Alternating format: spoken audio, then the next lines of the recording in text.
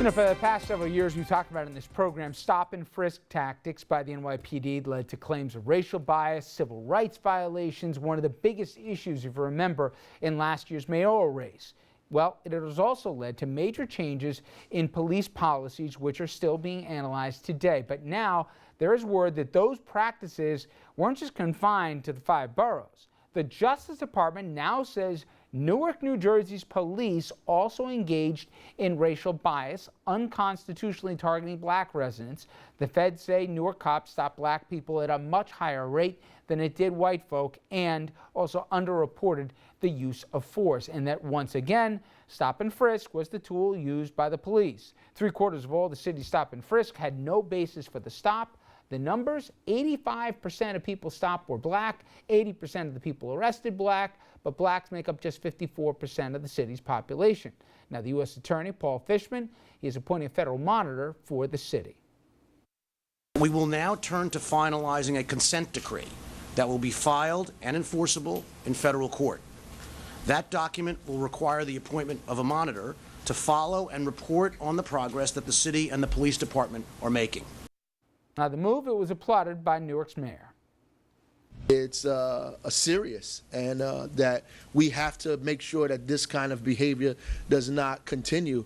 Given the last comment that was made, is more not just about the individual actors that are doing things wrong in the police department. It's about the system that allows those kinds of things to actually take place.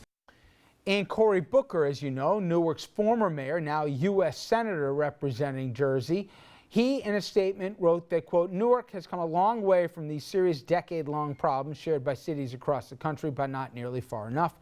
It's my hope that the implementing further reforms in Newark will help the city's incredible officers do their job better with greater safety.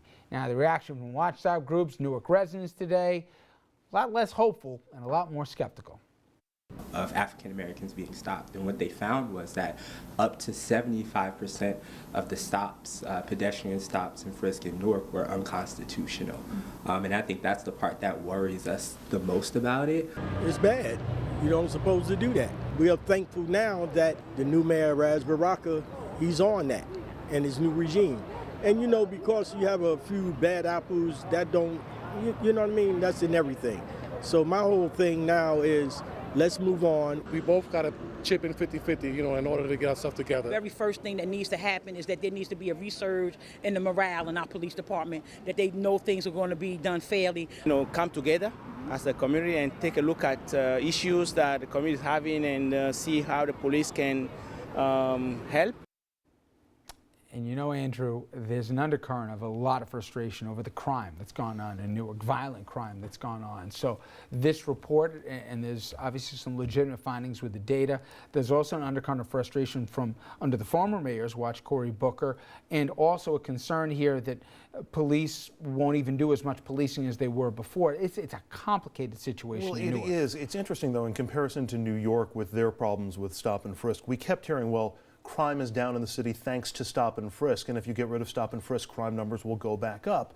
Then you look at Newark, which is employing the same technique with the same biased results, at least according to the U.S. Attorney's Office. And a lot of the same folks who came over from even the Giuliani administration were even the ones that... And yet crime remains an enormous problem in Newark. It's not like crime really was impacted.